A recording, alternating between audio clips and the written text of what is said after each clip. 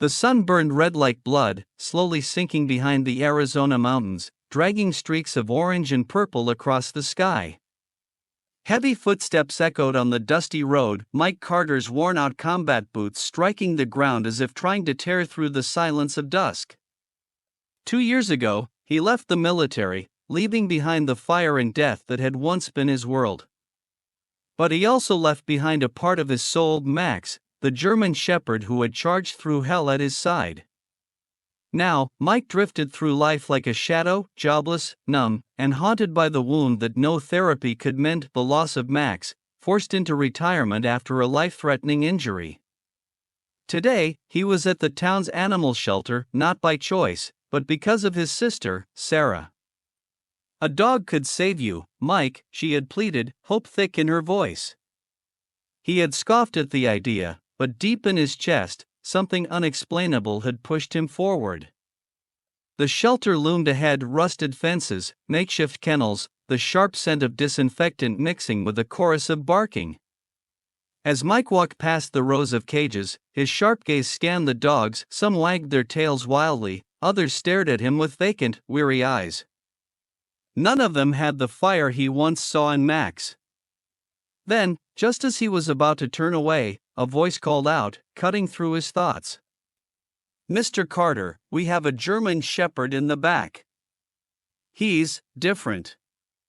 The young staff member hesitated, uncertainty flickering in her eyes.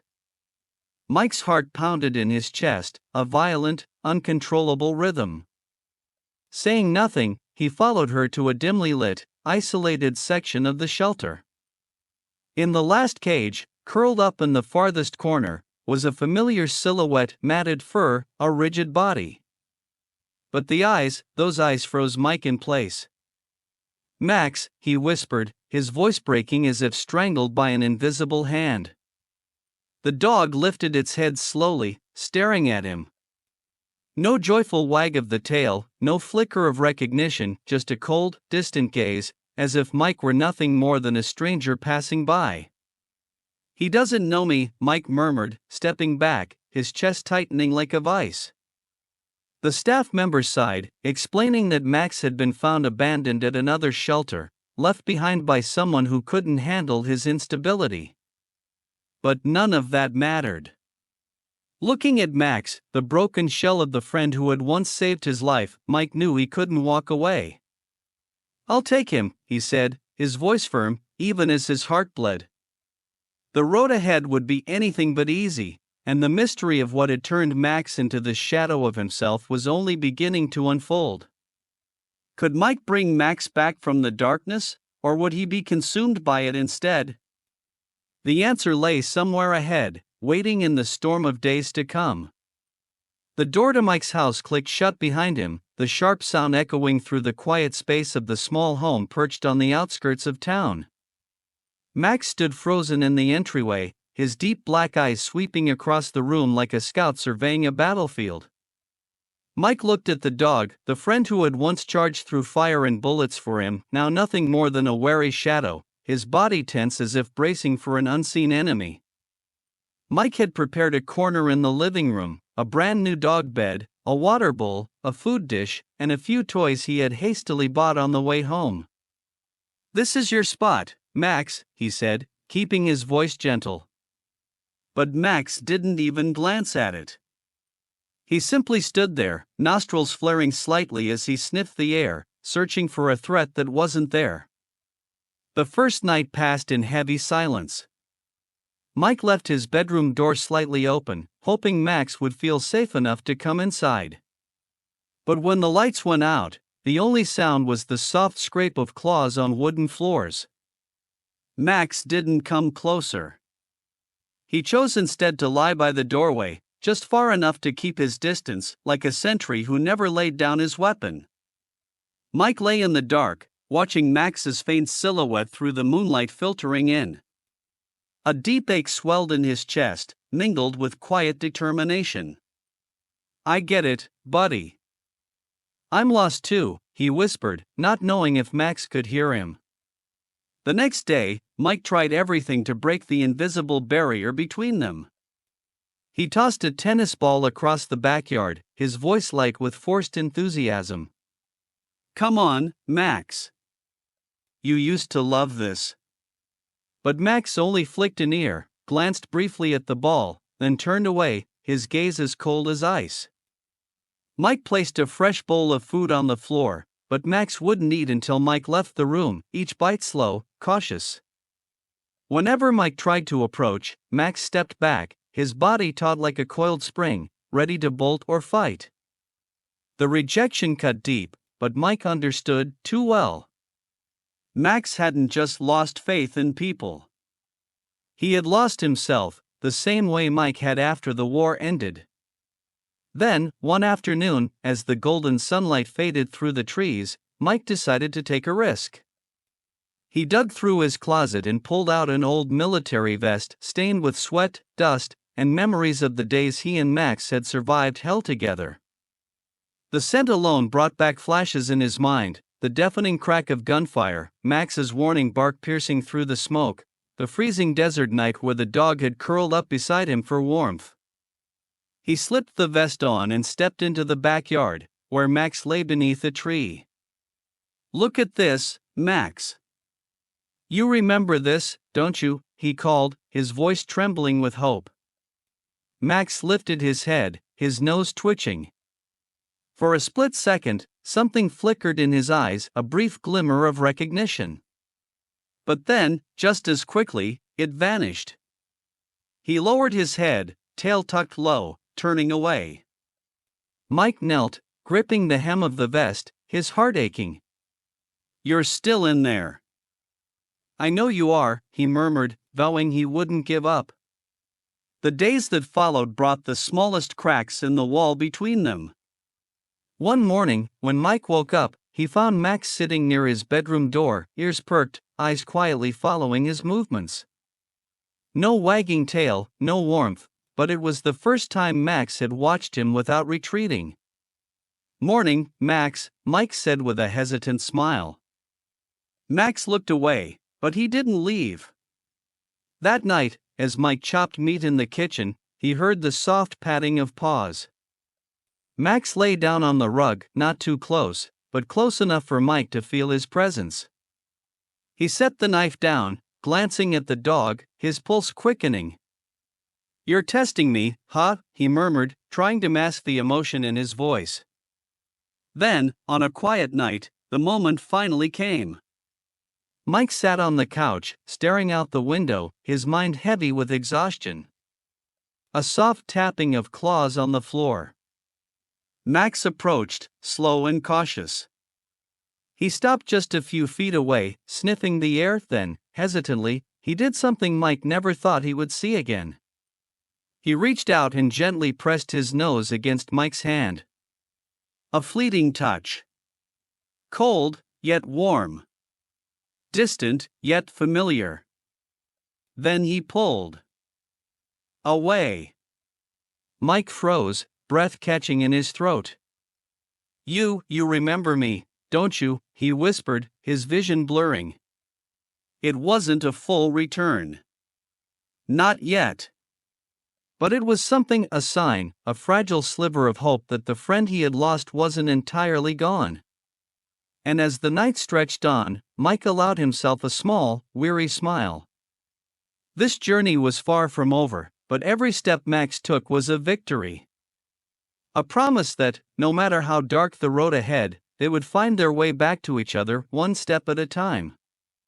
The morning sunlight pierced through the thin mist, casting a golden glow over Mike's backyard, as if nature itself was trying to soothe the invisible wounds carried by both him and Max. Mike stood on the porch, a steaming cup of coffee in hand, his eyes following Max, the German shepherd moving slowly across the dew-kissed grass.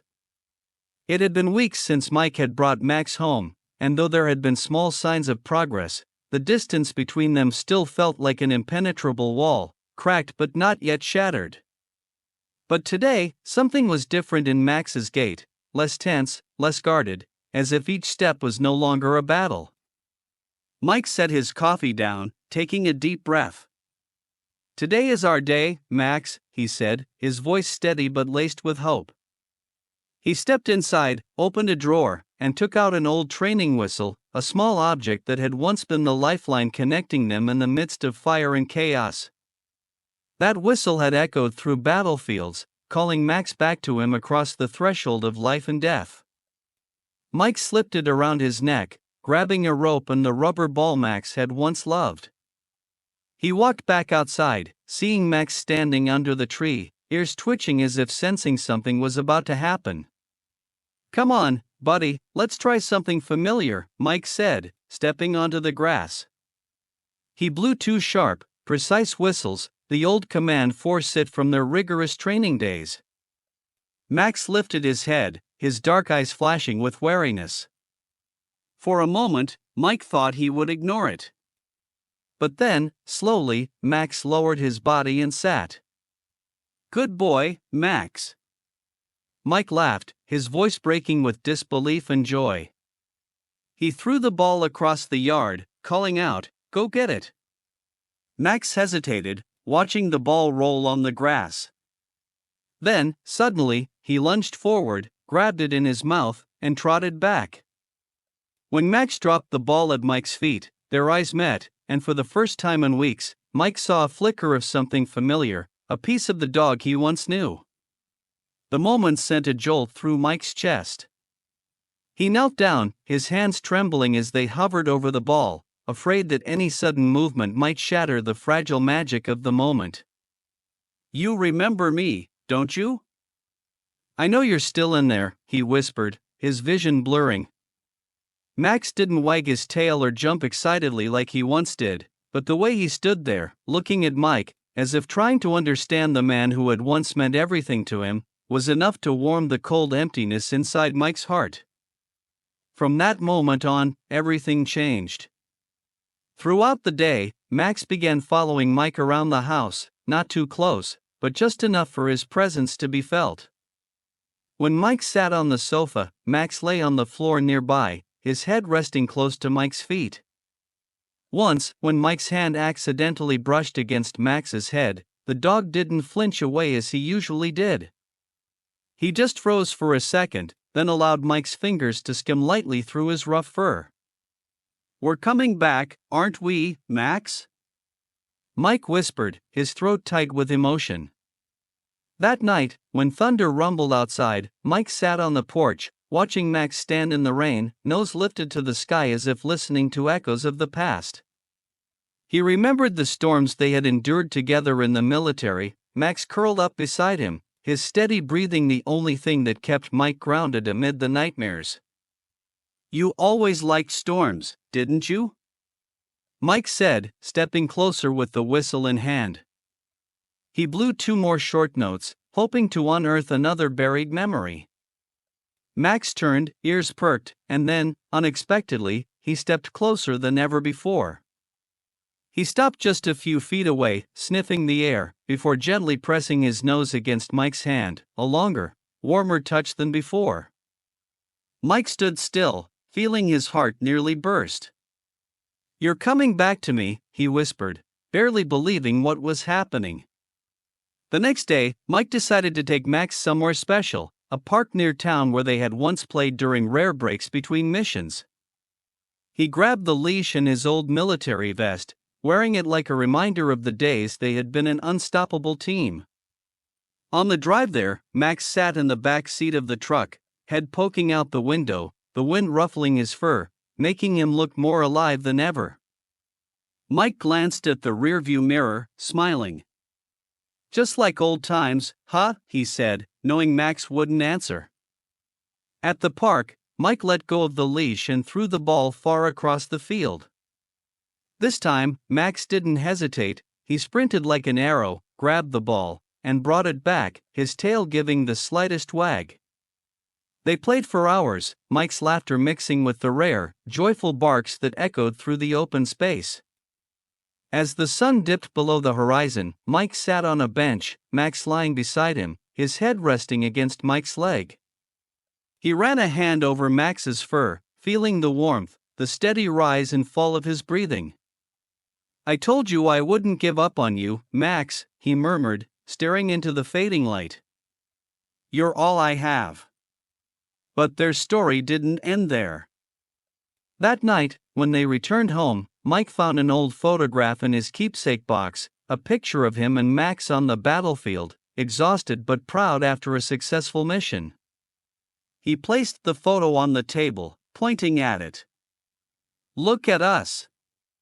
We were a damn good team, weren't we?" Max glanced at the picture, then lay down near Mike's bed, closer than any night before.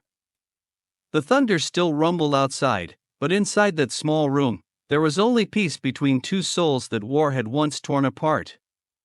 Mike knew they would never be who they once were. Both he and Max bore scars that would never fully heal. But that didn't matter. They had found each other again, not to relive the past, but to build a new future, one where pain could be shared and mended. That night, as Mike turned off the light, he listened to the slow, steady breathing of Max beside him. He smiled in the darkness, knowing that no matter how long the road ahead, they would never walk it alone again. Max, with his unwavering loyalty and resilience, had found his way back to Mike's heart. And Mike, with his patience and love, had learned that even the deepest wounds could heal when someone was willing to walk through them together. They had made each other whole again, ready to face whatever came next, together.